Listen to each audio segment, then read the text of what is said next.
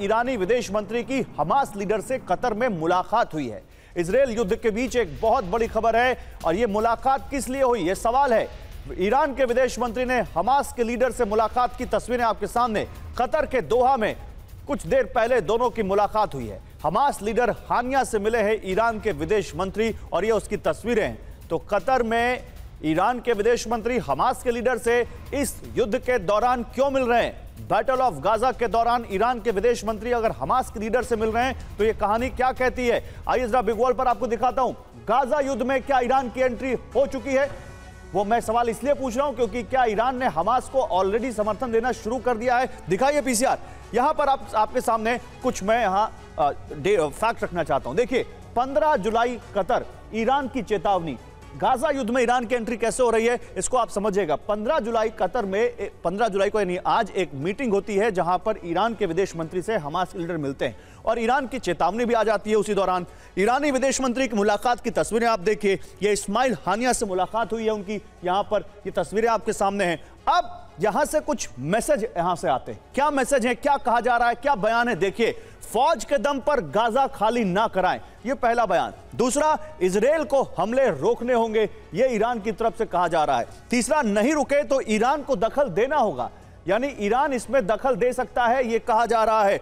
जरूरत पड़ी तो सीधा सैन्य दखल संभव, यह भी ईरान ने धमकी दी है। और पांचवा, इजरायल में बड़ा भूकंप आएगा, यह कहते हुए इजरायल के विदेश मंत्री, ईरान के विदेश मंत्री। अब ये जो यहां पर आपके सामने इजरायल का दावा है वो देखिए। 3 फ्रंट पर इजरायल कैसे घिरा हुआ है। इजरायल एक तरफ गाजा में हमास से तो लड़ रहा है, लेकिन दूसरी तरफ लेबनान से हिजबुल्लाह ने एक फ्रंट खोल दिया है और वो फ्रंट बहुत भयंकर हो सकता है क्योंकि वहां ज्यादा दिक्कत हो सकती है इजरायल को। और तीसरा, सीरिया से भी अब एक गोलान हाइट्स पर एक फ्रंट खुलता हुआ जहां से अब इजरायल की तरफ अब हमले हो रहे हैं। तो बीच में इजरायल और तीनों तरफ से ये फ्रंट खुलते हुए ये इजरायल दावा कर रहा है। लेकिन इसी बीच मैं आपको कुछ और जानकारी देना चाहता हूं। ये जानकारी आपके लिए बहुत अहम है। सवाल यहां पर है कुछ कि क्या इजरायल अब इस पूरे मामले को कैसे निपटेगा? ईरान की एंट्री से क्या गाजा का युद्ध बदल जाएगा? सवाल नंबर 1, जमीनी अटैक नहीं करने की वजह क्या ईरान है, इसलिए अभी इजरायल अभी अपने आप को रोके हुए स्टैंड बाय पर है? नंबर 2, इजरायल से सीधी जंग में क्या ईरान आएगा? और नंबर 3, तीसरे विश्व युद्ध की वजह क्या ईरान ही होगा? जल्दी से इस पर बात करते हैं। मेरे साथ जनरल अस्थाना है। जनरल अस्थाना, इन तीनों सवालों के क्या जवाब दिखते हैं आपको? सबसे पहले तो ये जो लड़ाई है, पहले जाहिर है कि पूरे विश्व की जो सिंपैथी थी वो इजराइल के साथ थी, जिस हिसाब से हमास ने अटैक किया था। अब जैसे जैसे इजराइल का हवाई हमले बढ़ रहे हैं और आज की डेट में गाजा के अंदर जो पैलेस्टीनियंस की डेथ हुई हैं वो इजराइल से तकरीबन डबल हो गई हैं, तो उस हालत में वर्ल्ड ओपिनियन में थोड़ा सा बदलाव आने लगा है। उसी मुताबिक इजराइल का ये कहना कि 1.1 मिलियन लोग एक साथ चले गए नॉर्थ से साउथ में और उनका बिजली पानी वगैरह सब बंद करना, जाहिर है कि इसके जो भी हमास के समर्थन है या पैलेस्टीन के समर्थन है वो इससे खुश नहीं होंगे और वो भी अपने आप को ये दिखाना चाहेंगे कि हम पैलेस्टीनियंस के साथ हैं। इस हालत में हिजबुल्लाह का इस लड़ाई में इसमें लड़ाई में घुसना, कुछ उसने शुरुआत की थी, हालांकि इतनी बड़ी तादाद में भी वो नहीं घुसा है, लेकिन घुस सकता है। और हिजबुल्लाह की जो मिलिट्री ताकत है वो हमास से कहीं ज़्यादा है, इसलिए इजराइल के लिए वो ज़्यादा बड़ी चुनौती है। ठीक है। तीसरी चीज़, अगर सीरिया से शुरू होती है, उधर से भी अगर अटैक शुरू होते हैं, हमले शुरू होते हैं, हवाई हमले शुरू होते हैं, वो इजराइल के लिए तीसरा फ्रंट माना जाएगा। ठीक है। ईरान ने अभी तक तो ये कहा था कि भाई मैं डायरेक्टली इसमें इन्वॉल्व नहीं हूं, लेकिन समर्थन उसका है। और दूसरी चीज, इस लड़ाई से अगर सऊदी अरेबिया और इजराइल के बीच में संबंध बिगड़ते हैं तो उसका सीधा फायदा ईरान को होगा। ठीक है, आप बड़ी बात कह रहे हैं। देखिए, लेबनान बॉर्डर से अभी लौट कर आए हैं मनीष झा, हमारे संवाददाता, वो इस वक्त हमारे साथ जुड़ चुके हैं, उनके पास मैं जाऊंगा। और हमारे साथ प्रोफेसर राजन कुमार हैं जो मिडिल ईस्ट की पॉलिटिक्स को बहुत अच्छे से समझते हैं।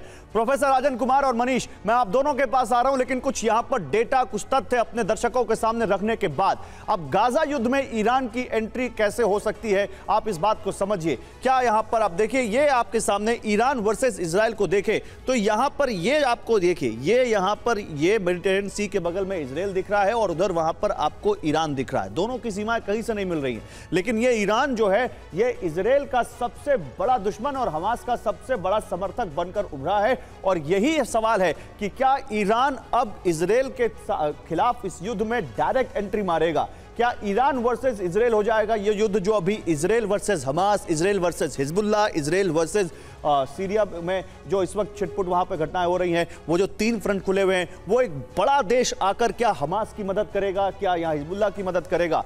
क्यों? क्योंकि सीरिया में घातक हथियार भेज रहा है ईरान, ये इजराइल कह रहा है। वो कह रहा है कि घातक हथियार यहां पर भेजे जा रहे हैं। ईरान की सीमा इजराइल से नहीं लगती है। इजराइल के सामने संकट है कि वो आखिर फिर जवाब कैसे देगा। क्या सीरिया की सीमा इजराइल से लगती है? अब सीरिया को हथियार ईरान से जा रहे हैं। सीरिया में मौजूद ईरानी हथियार खतरनाक होंगे, वो इजराइल के खिलाफ यूज किए जाएंगे। उत्तर से इजराइल पर दबाव बढ़ जाएगा और इजराइल को उस फ्रंट पर ज्यादा दिमाग लगाना पड़ेगा, क्योंकि अभी वो गाजा पर ज्यादा फोकस कर रहे हैं, लेकिन हिजबुल्लाह धीरे धीरे बढ़ रहा है संकट। लेबनान, सीरिया और ईरान से एक साथ चुनौती इनके लिए सामने आएगी और इजराइल के सामने ये एक बड़ा संकट होगा। मैं प्रोफेसर राजन कुमार आपसे सीधा सवाल पूछता हूं, ईरान क्या आपको लगता है कि डायरेक्ट इस वॉर में आएगा, या सवाल और घुमा दूं तो ईरान आ चुका है, बस चेहरा नहीं दिख रहा? देखिए, मैं पहले गौरव यह बता दूं कि ये जो हमास है, हालांकि वो सुन्नी मिलिटेंट फोर्स है, लेकिन हमास का जो फिनांस है, उनकी जो शक्ति है, वो मुख्यतः ईरान पे निर्भर है। ईरान के सपोर्ट के बिना हमास कुछ नहीं कर सकता, ये मान के चलें। अभी तक ईरान का एक भी ऐसा स्टेटमेंट नहीं आया है किसी भी मिनिस्टर का जिसमें कि बोला हो कि सिविलियन का काफी नुकसान हुआ है इजराइल में। इस ढंग का एक भी स्टेटमेंट नहीं आया। उल्टा क्या उनके फॉरेन मिनिस्टर का स्टेटमेंट आया? उनका स्टेटमेंट यह आया कि वहां पे ये 1948 के बाद से बहुत बड़ी उपलब्धि है हमास के लिए और पूरे पैलेस्टीन मूवमेंट के लिए। तो यह मान के चलें कि पॉलिटिकल सपोर्ट और फाइनेंशियल सपोर्ट पूरी तरह से हमास का ईरान से आता है, इसमें कोई दो मत नहीं है। लेकिन वहां पे 2 तरह की अभी डिप्लोमेसी चल रही है। अगर मैं मिडिल ईस्ट की बात करूं, एक तो ईरान जो है अरब कंट्रीज को मिलाने की कोशिश कर रहा है, उनको एकजुट करने की कोशिश कर रहा है, और अमेरिका ईरान को वहां पे अलग करने की कोशिश कर रहा है, ईरान को अलग थलग करने की कोशिश कर रहा है, क्योंकि उसको लगता है कि वहां पे ईरान का इन्फ्लुएंस बढ़ता जा रहा है।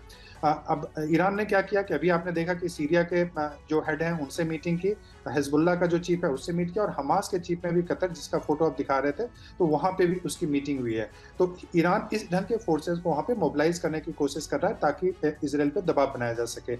अमेरिका क्या कर रहा है? अमेरिका देखा आपने कि वहां पे इजराइल में आए थे, उसके बाद अभी वो सऊदी से आज ही मीटिंग हुई है। सऊदी जो प्रिंस हैं सलमान, उनसे उनकी आज ही मीटिंग हुई है। और सऊदी, मुझे लगता है कि यहाँ पे सऊदी को लगता है कि ईरान का एक अटेम्प्ट है कि जो सऊदी और इजराइल और अमेरिका में जो समझौते हो रहे थे उसको कोशिश है ईरान के द्वारा, और इसलिए सऊदी इसमें हमास को उस ढंग से सपोर्ट नहीं कर रहा है जैसा कि एक्सपेक्ट किया जा रहा था, और इससे ईरान की स्थिति कमजोर होती है। हालांकि ईरान के ईरान के जो प्रेसिडेंट है उन्होंने सऊदी से बात भी की है, सऊदी के जो चीफ है वहां से बात की है, किंग से, उनके जो प्रिंस है उनसे बात की है, लेकिन सऊदी को लगने लगा है कि ईरान का इन्फ्लुएंस बढ़ सकता है, और वैसी स्थिति में सऊदी अरबिया और सऊदी अरब के जो दूसरे अरब देश हैं जो उसके प्रभाव में है, उनको यहाँ पे हमास के सपोर्ट में नहीं जाने देगा।